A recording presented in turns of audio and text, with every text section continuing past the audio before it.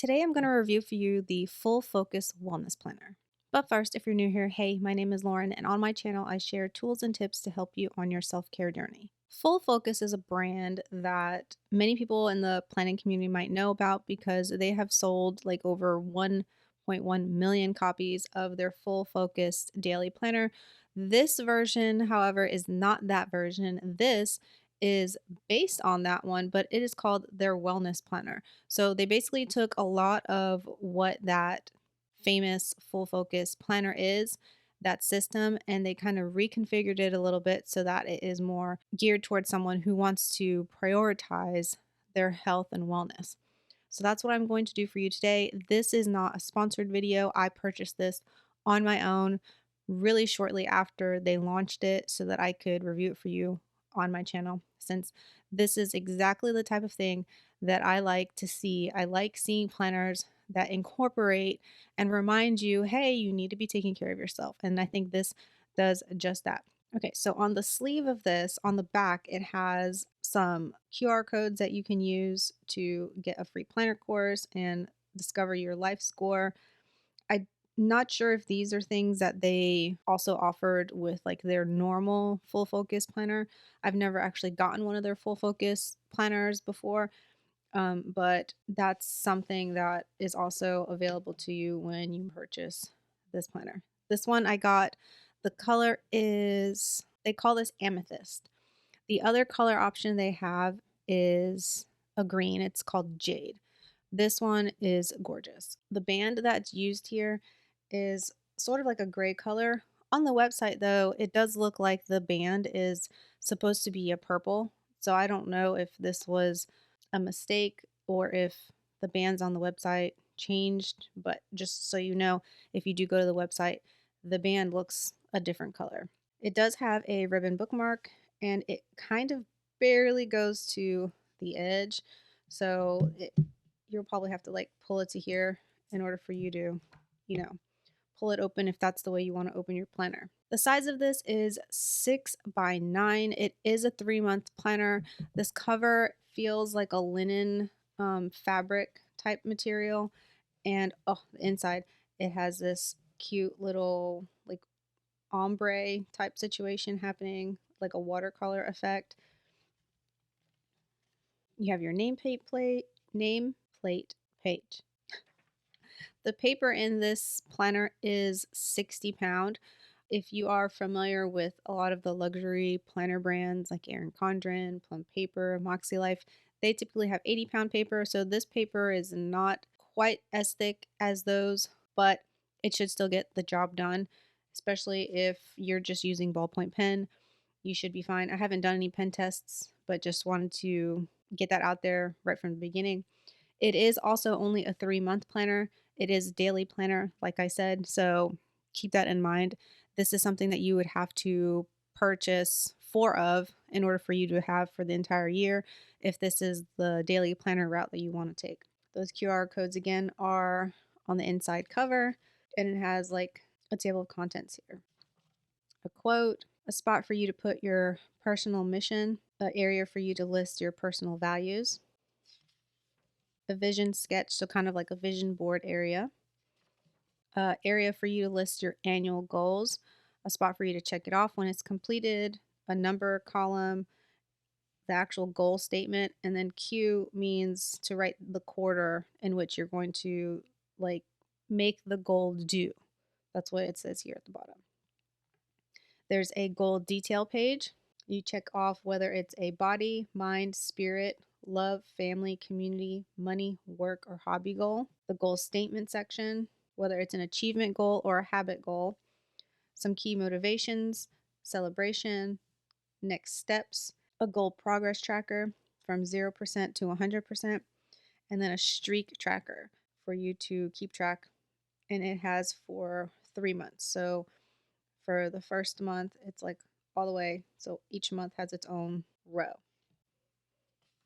So you've got enough for 1, 2, 3, 4, 5, 6, 7, 8, 9 goals. Then you have a project tracker page. You can list the name, the due date, and you have like the percentage all the way through 0 to 100%. Then here is your first monthly spread. It's undated. It is a Monday start. I personally prefer Sunday start monthly views. This one is Monday start. It has a little quote right here. You do have all three of the calendars up front.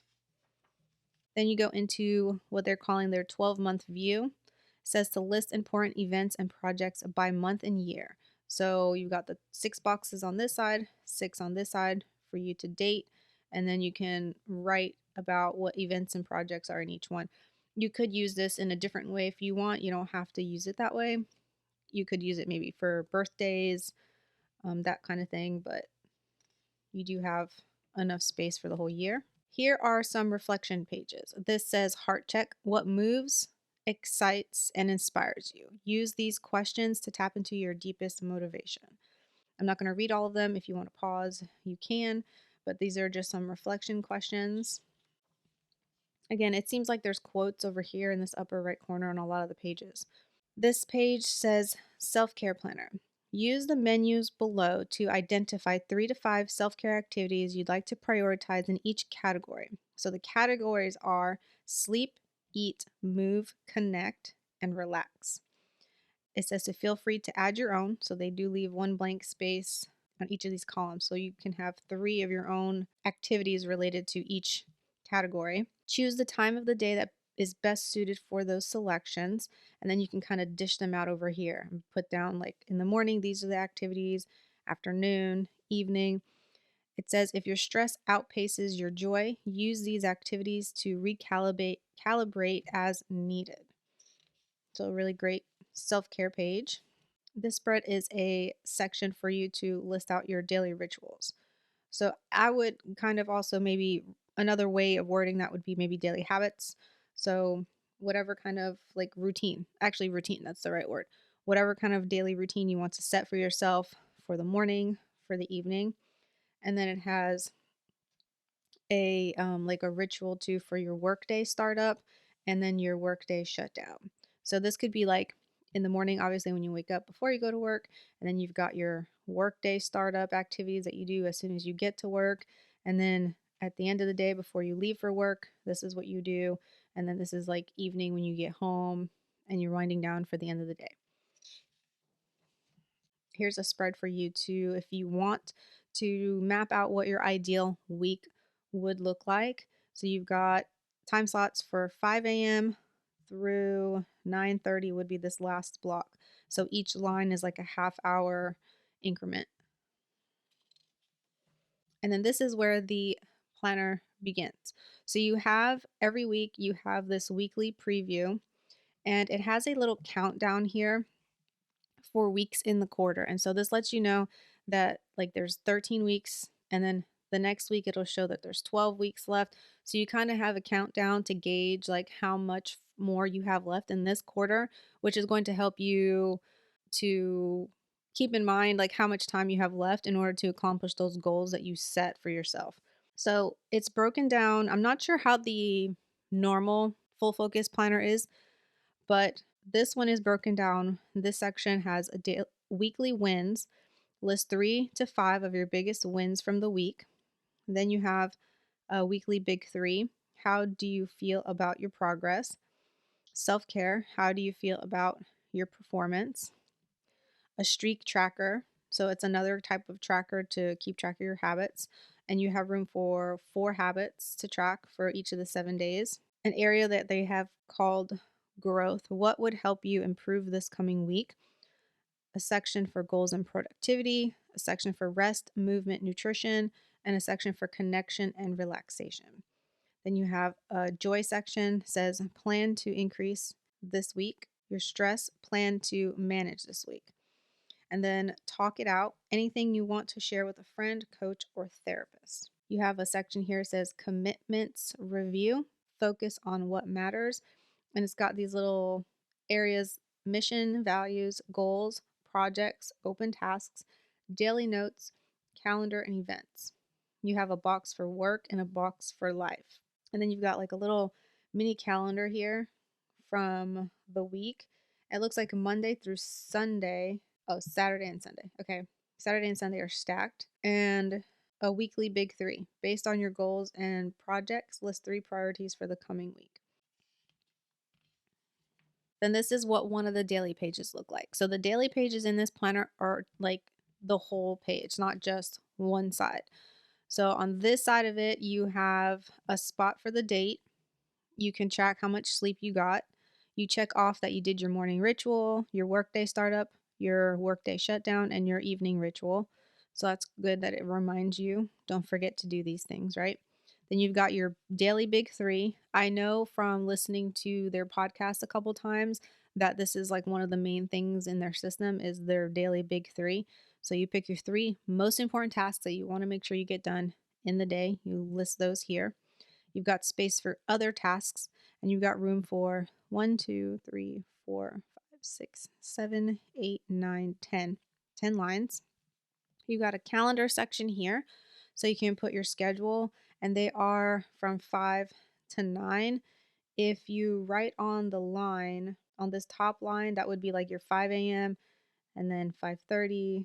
The lines are kind of lined up exactly with the number. It's not, if you understand what I mean, you understand what I mean. The number is right in line with the line. It's not like next to the space, which I kind of don't like. I would prefer it the way it was over here, the way it's in line like that versus this, but it's still okay. You should be able to figure that out. But just so you know, if you have something at 5 a.m., you'll probably want to write it at the very top line. This side has a whole bunch of tracking things, as well as a big section for you to write notes. You have an area to rate your joy for the day, your stress for the day, a little quote.